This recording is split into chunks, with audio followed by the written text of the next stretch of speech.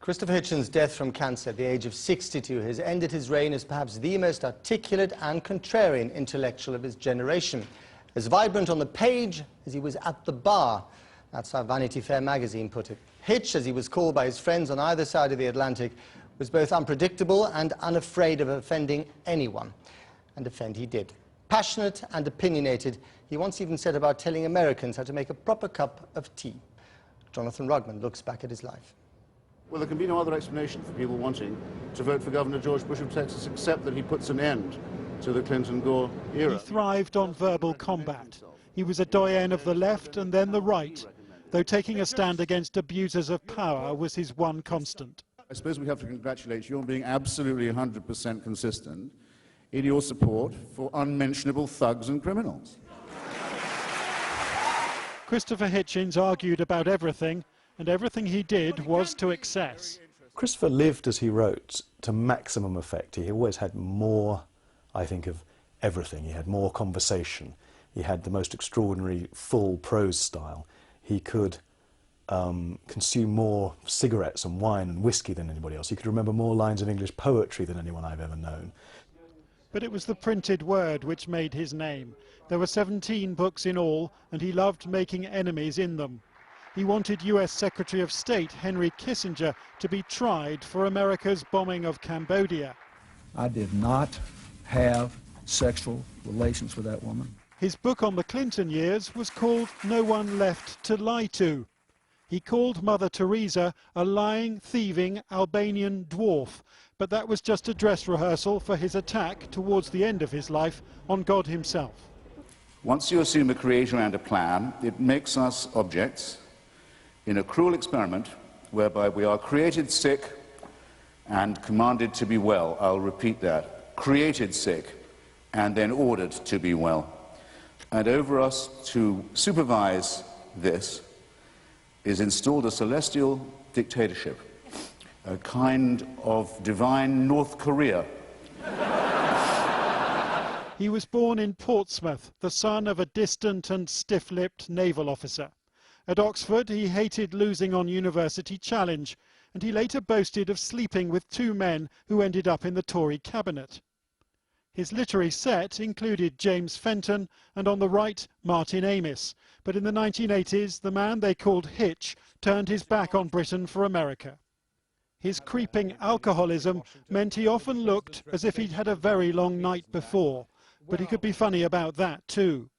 On the whole, he said, observe the same rule about gin martinis that you would in judging female breasts. 1 is far too few, and 3 is 1 too many. Do try to eat the olives, they can be nutritious. He once described George Bush as abnormally unintelligent, but he'd witnessed the suffering of Iraq's Kurds, which made the Bush-Blair plot to topple Saddam Hussein seem irresistible. Either you are with us, or you are with the terrorists. Whether you liked what he said or you didn't like what he said, or agreed or disagreed with him, he had this incredible strength and formidable courage in standing up for what he believed. Because of Iraq, many on the left never forgave him. This is a bloated, drink-sodden former Trotskyist, lunatic. Mr. Galloway, you've insulted me now 3 times.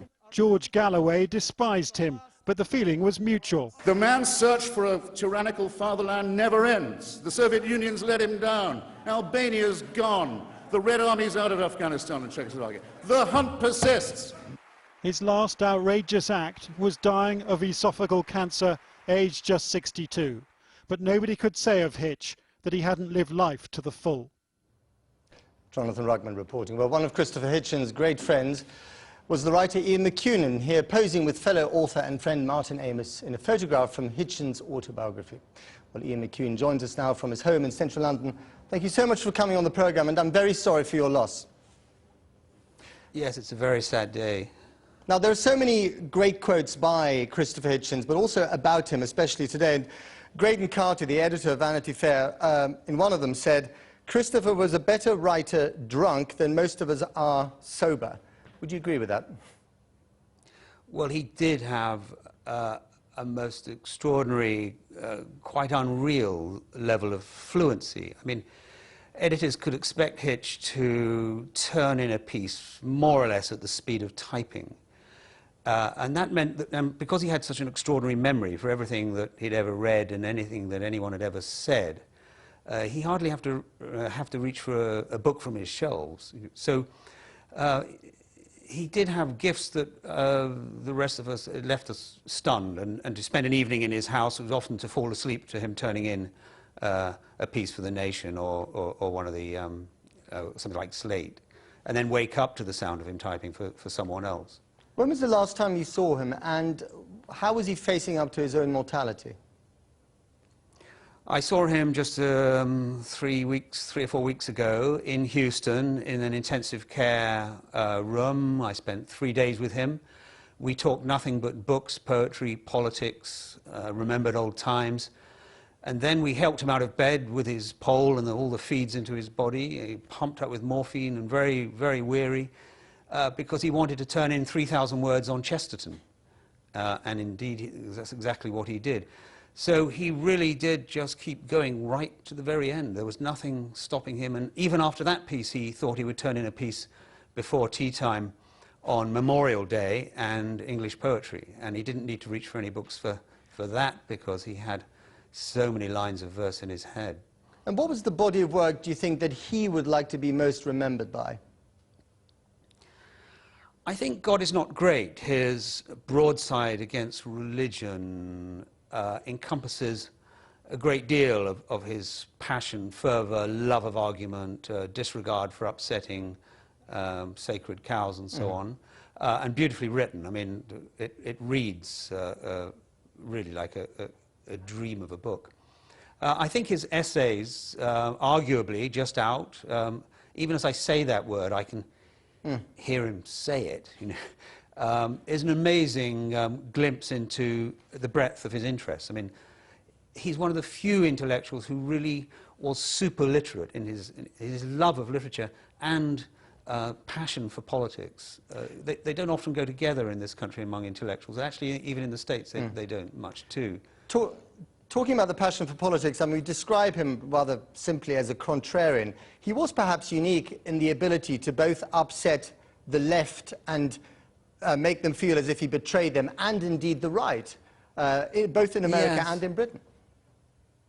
I think people often get him wrong politically. Many on the left think he drifted towards the right. That's just not correct, unless he was always on the right, because way back, when all of us were against the Falkland intervention by Mrs. Thatcher, Christopher was the only person I knew, only intellectual I knew, who was so passionately for it. And his argument was simple. It's a tyrant, Galtieri, an anti-Semitic fascist regime.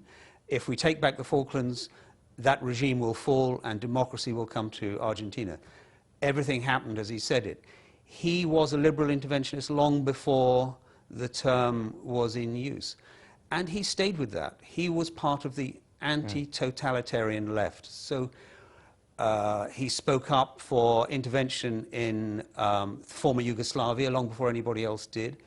So when Iraq came along, there was a dictator, there was an opportunity to dislodge him. He could not resist it. And all his arguments were from the democratic left. He did not move to the right. He just had some very unwholesome friends. That was his problem. Indeed. Well, one of them was, Tariq Ali, having been a friend of his, attacked him for being an irrelevance after his stance on the Iraq War.